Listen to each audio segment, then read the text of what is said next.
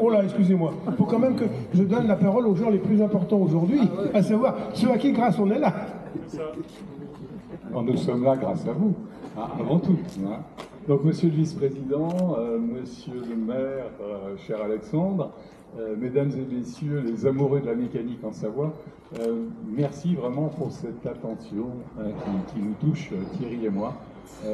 Franchement, quand il y a un peu plus de 40 ans, dans un bureau de l'école de commerce de Chambéry, on a eu cette idée saugrenue d'essayer de relancer l'industrie française de la moto. Nous ne pouvions pas imaginer que nous rentrions dans l'histoire des véhicules d'époque. Ceci est en grande partie grâce au travail qui est fait par le motoclub BFG, dont les représentants sont présents ici, Dominique Stien qui vient d'Orchy, dans le nord de la France, Philippe Perel qui vient de Toulon, l'équipe des régionaux, Max Barbagallo, Gérard Gaillard, tous ces gens qui continuent à faire vivre ce travail qu'on a d'une manière un peu imprudente engagé avec Thierry il y a plus de 40 ans. Alors 40 ans, ça fait réfléchir, quoi. On n'aurait jamais imaginé être là 40 ans après. On ne voit pas le temps passer. On fait aussi, nous, partie des véhicules d'époque, bientôt. Hein, en tout cas, le respect du souvenir, le respect du travail accompli, le maintien de cette activité, ces machines qui roulent toujours, c'est probablement la meilleure récompense que l'on peut avoir, Thierry et moi. Il y a combien maintenant, à peu près 3 mois, nous étions tous réunis au siège de Saint-Même, en Chartreuse, pour les 40 ans du motoclub, où nous fêtions la 40e assemblée générale du motoclub. Il y avait 200 personnes, 70 machines. C'était vraiment un moment assez exceptionnel. Donc voilà, c'est super, c'est une belle aventure humaine et cette aventure n'existe que grâce au soutien de tous. Merci encore.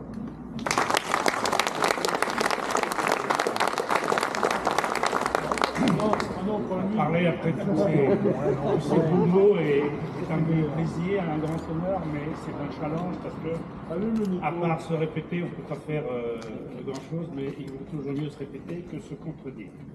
Donc je remercie aussi beaucoup le motoclub qui, avec cette belle initiative, fait que nous sommes ici. Comme l'a dit Dominique, il a cité les noms, je ne vais pas recommencer. Je remercie bien sûr la FFVE que je connais pour d'autres véhicules que j'ai, pas la BFG, mais d'autres machines que j'ai dans mon garage. Et puis, mais voilà, la BFG elle n'a pas encore besoin de la FFVE, enfin, elle n'en avait pas besoin jusqu'à maintenant, et donc juste quelques mots. Alors j'avais prévu une envolée lyrique dont j'ai le secret, mais à la Martine. Mais c'est bête, la Martine, c'est pas la Ravoir, c'est à Auxerre, donc on va pas se fâcher avec ces gens-là. Et je remercie bien sûr monsieur le maire d'avoir cette initiative et puis surtout d'être plaqué, puisque jusqu'à la fin des temps, il aura un tatouage d'enfer sur ce bâtiment. Et de lui dire que moi ça me touche particulièrement parce que c'est similaire à une autre histoire. Voilà, j'ai 2 filles qui habitent dans une merveilleuse toute petite commune sur le bord de Paris qui s'appelle le Pré-Saint-Gervais, petite commune qui ressemble curieusement beaucoup à la Ravoir. Et à côté de chez elle, il y a un bâtiment avec une plaque devant. Ici étaient les usines Clément Gladiator, plus grand fabricant de motocyclettes du monde, en 1900, loin devant Indian, ne parlons pas d'Harley Davidson qui n'existait pas encore, et les Japonais qui étaient encore chez l'empereur. Donc c'est bien, ça fait plaisir de voir ça, et bien là, il y aura le même plaisir. Mais la similitude s'arrête pas là. Le bâtiment ancien Clément Gladiator est devenu un marché aux fruits et aux légumes. Eh bien, les anciens BFG sont aussi devenus pour l'un une grosse légume et pour l'autre toujours resté un faillot. Donc la similitude est très grande. Alors, qu'est-ce qu'il faudra retenir de l'histoire de BFG? Il faut bien que je le retenir parce que le designer Get, d'abord, c'est une histoire de gens qui étaient en avance. Nous avons fait de la réindustrialisation française bien avant que ce soit à la mode actuellement. Et nous avons décidé à l'époque d'essayer de remettre en France une industrie de la moto. Donc on avait déjà 40 ans d'avance. Ensuite c'était un esprit start-up, alors que le start-up n'existait pas encore ni dans le vocabulaire. Nous étions une start-up avec une ambition formidable et comme toutes les start-up, 2 outils, un Opinel et un autre que je ne peux pas parler, mais il y a des dames. Mais un certain nombre d'individus auront compris de quoi je parle. Ensuite, nous avons fait une immense innovation économique en essayant d'inverser la tendance. Les motos européennes disparaissaient, faisaient moins de 10% du marché mondial, même 5% très probablement, et européennes, françaises, il n'y en avait plus. Et nous avons dit que la raison pour laquelle elles souffraient, c'est qu'elles étaient fabriquées en petite quantité, donc elles coûtaient cher, elles ne pouvaient pas se renouveler.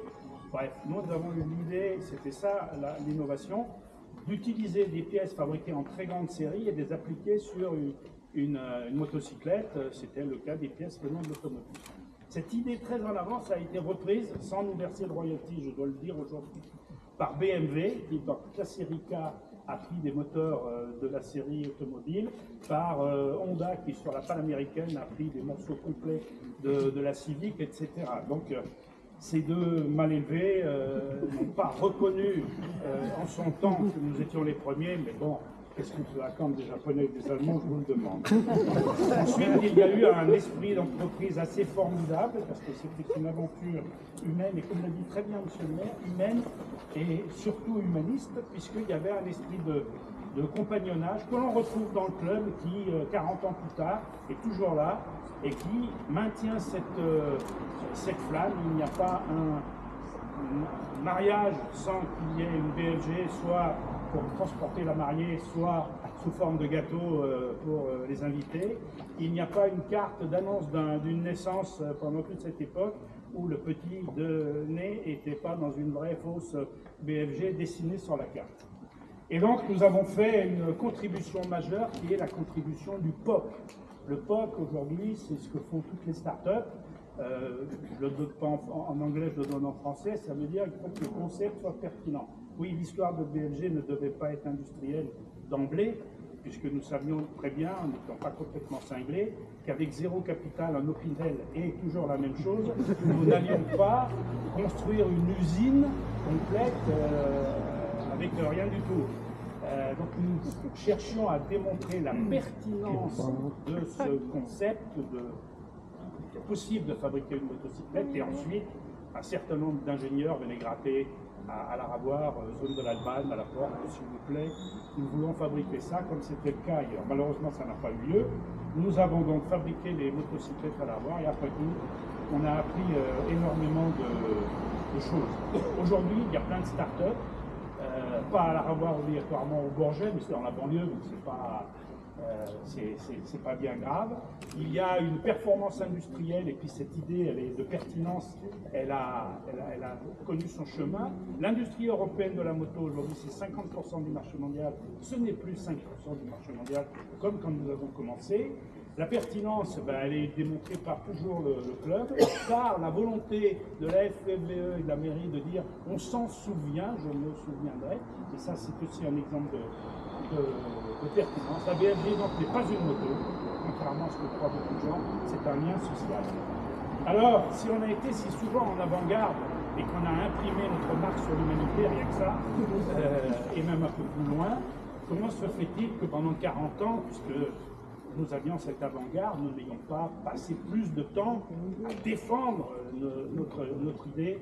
Eh bien, c'est parce que notre religion, c'est le taoïsme, nous sommes des enfants de Lao Tse. Et Lao Tse avait dit, quand on est sûr d'avoir raison, on ne perd pas son temps à discuter à ceux qui ont tort. Voilà. Et c'est pour ça que vous ne nous avez pas entendus pendant 40 ans, et qu'on est très contents aujourd'hui.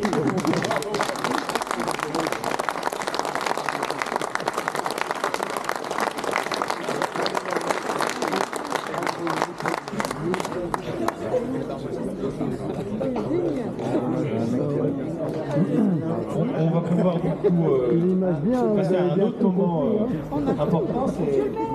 Monsieur le maire, excusez-moi. Ah oui. Je suis membre du club. Ah oui. Je suis membre du club, bon voilà, rien du tout.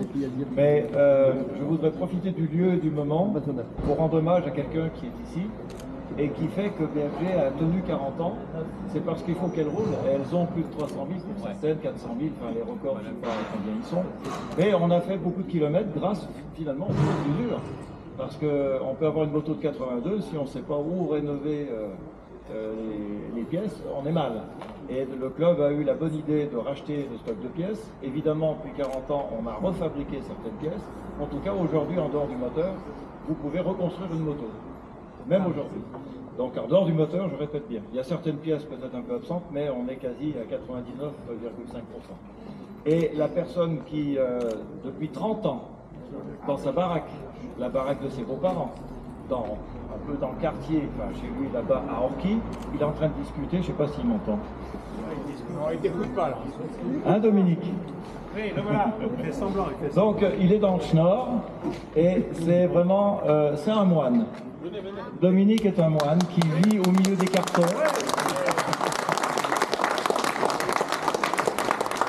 Et donc, on a besoin de 2 pièces à 3 balles. On lui envoie un courrier avec un bon de commande et on reçoit, si on le commande le lundi, on peut même le recevoir le vendredi. On reçoit le colis avec les pièces et timbre de collection. Évidemment, quand on commande une cloche d'embrayage et tout ça, le colis est plus gros. Il y a tout un placard de timbres. Je ne sais pas comment il fait, mais souvent, quand je commande des grandes quantités, mes timbres ne sont même pas oblitérés. C'est-à-dire que ça repart dans l'autre sens. Mais c'est, Dominique, si vous voulez, c'est resté dans l'époque. On ne peut pas lui commander par Internet et payer par CD. On commande sur fiche papier, alors double exemplaire, on joint un chèque et lui nous répond par courrier. Et quand on l'appelle, c'est sur son téléphone fixe, parce que lui-même n'a pas de portable. Enfin, il en a un, mais il ne sait pas où il est. Donc voilà, hommage à notre ami Dominique Sien.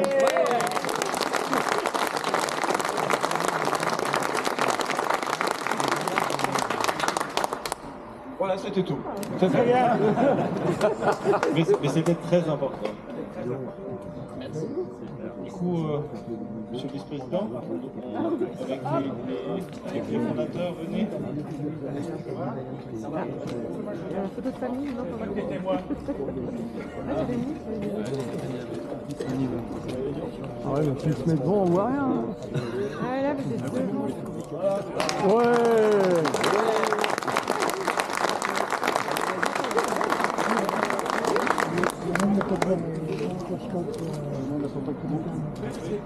Alors, pour ceux qui ont un téléphone portable, je comprends que tout le monde ne savait pas où on se trouvait. Si vous venez flasher le QR code ici, les FVE sont très modernes. Il est passé où, Dominique? Vous avez une histoire un peu plus complète de BLI. Donc voilà, c'est aussi adapté aux nouvelles générations et bravo pour l'initiative. Merci beaucoup. Merci.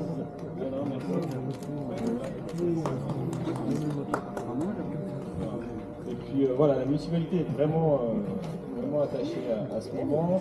Et puis du coup, on a échangé avec bon nombre d'élus, nombreux.